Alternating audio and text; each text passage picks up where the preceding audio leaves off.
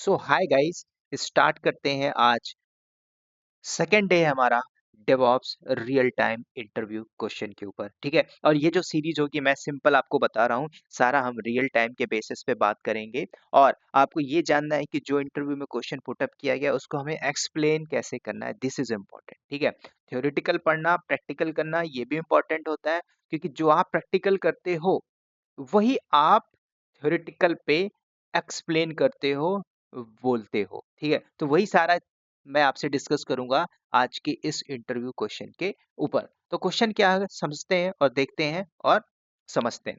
तो पहला क्वेश्चन हमने देख लिया, तो ये दूसरा क्वेश्चन है।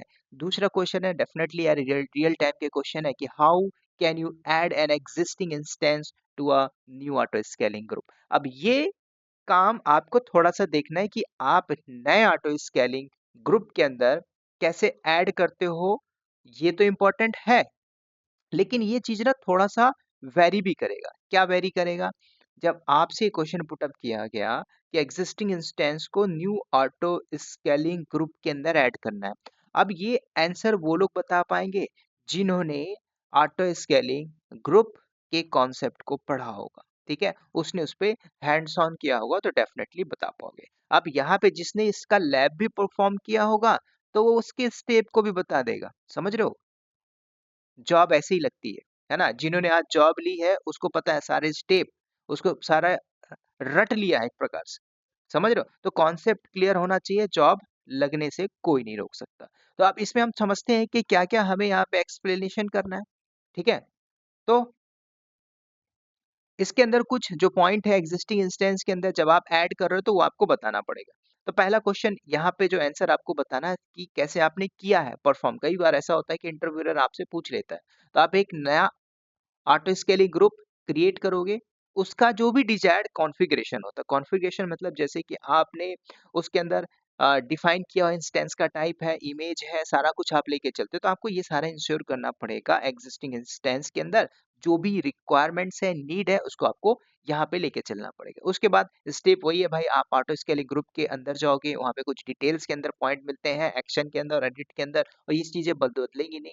समझ रहे हो? तो ये स्टेप आपको पता होना चाहिए। उसके अलावा इंस्टेंस के अंदर जाते हो, सेक्शन के अंदर आपको ऐड करना पड़ता है आपका एग्जिस्टिंग इंस्टेंस, या फिर आपको ये भी बात पता होनी चाहिए कि आपने इंस्टेंस की आईडी याद रखी होगी, तो आपको इंस्टेंस की आईडी भी लेके आप इंटर करके इसको ऐड कर सकते हो। ठीक है, उसके बाद आपको ये बात पता होना चाहिए, मैंने ऑटो स्केलिंग में एक अवेलेबिलिटी जो उनका कॉन्सेप्ट बताया था, ये बहुत इंपॉर्टेंट होता है। जब आप इंफ्रा बनाते हो तो उस इंफ्रा के समय में आपको हाई अवेलेबिलिटी के लिए बहुत इंपॉर्टेंट होता है अवेलेबिलिटी जोन, जो आपको डिफाइन करना पड़ता है। अब रिक्वायरमेंट है बेस्ड ऑन आपके प्रोजेक्ट्स के हिसाब से, तो आपको यहाँ पे भी चीज देखना होगा कि अवेलेबिलिटी जोन क्या आपको डिफॉल्ट लेके चलना है, एग्जिस्टिंग जो कुछ भी है वो लेके चलना है, या फिर सारे के सारे को लेके चलना है। उसके बाद आपने क्या किया, ऐड किया, तो आपके इंस्टेंस ऑटो स्केलिंग ग्रुप में ऐड हो जाता है।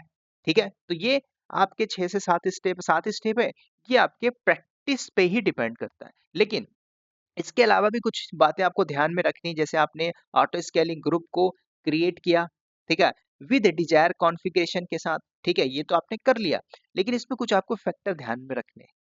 जैसे आप ये मैनुअल बेसिस पे कर रहे हो, क्या आपकी कंपनी में मैनुअल हो रहा है या कमांड लाइन के थ्रू भी हो रहा है, तो आप कमांड लाइन से भी कर सकते हो, है ना? क्या आप टेराफॉर्म का यूज करके कर रहे हो, है ना? With the help of Terraform कर सकते हो। ये बातें आपको ध्यान में रखनी है। क्लाउड फॉर्मेशन में एडब्ल्यूएस में कर रहे हो, तो आप क्लाउड फॉर्मेशन का यूज करके कर सकते हो with the help of Terraform. तो ये भी चीजें आपकी वेरी कर जाएंगी। ठीक है, बाकी आगे के क्वेश्चन में हम सारा देखेंगे।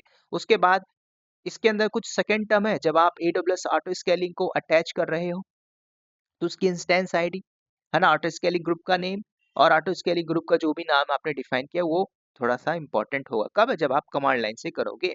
ठीक है, उसके बाद जब आपने सारा कुछ कर लिया, तो ये सिंटेक्स दिया है फॉर द कमांड लाइन के लिए। लेकिन एक बात और भी नोट करना है यहाँ पे, जो आपसे कई बार इंटरव्यूअर पूछ लेता है, क्या ये सारी चीजें ऑफ में है, बंद में हो सकती हैं? तो ये आपको ये भी देखना है, इंश्योर करना है कि इंस्टेंस रनिंग स्टेट में होना चाहिए, राइट? नॉट, अगर ऐसा नहीं है तो not already the part of another, और ये भी होना चाहिए कि ऑटो स्केलिंग किसी और ऑटो स्केलिंग के ग्रुप का वो पार्ट नहीं होना चाहिए। ठीक है, तब जाके पॉसिबल होगा। उसके अलावा एडिशनली आप बता सकते हो कि इंस्टेंस का जो कॉन्फ़िगरेशन है मैच होना चाहिए ऑटो स्केलिंग ग्रुप के सेटिंग से। समझ रहे हो इसका मतलब क्या है?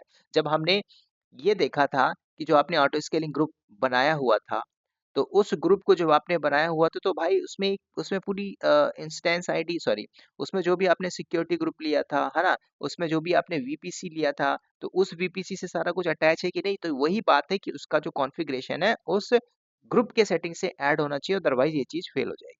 है ना? तो इस तरह से आपको एक्सप्लेनेशन करना है अगर इंटरव्यूअर क्वेश्चन पुट अप करता है तो।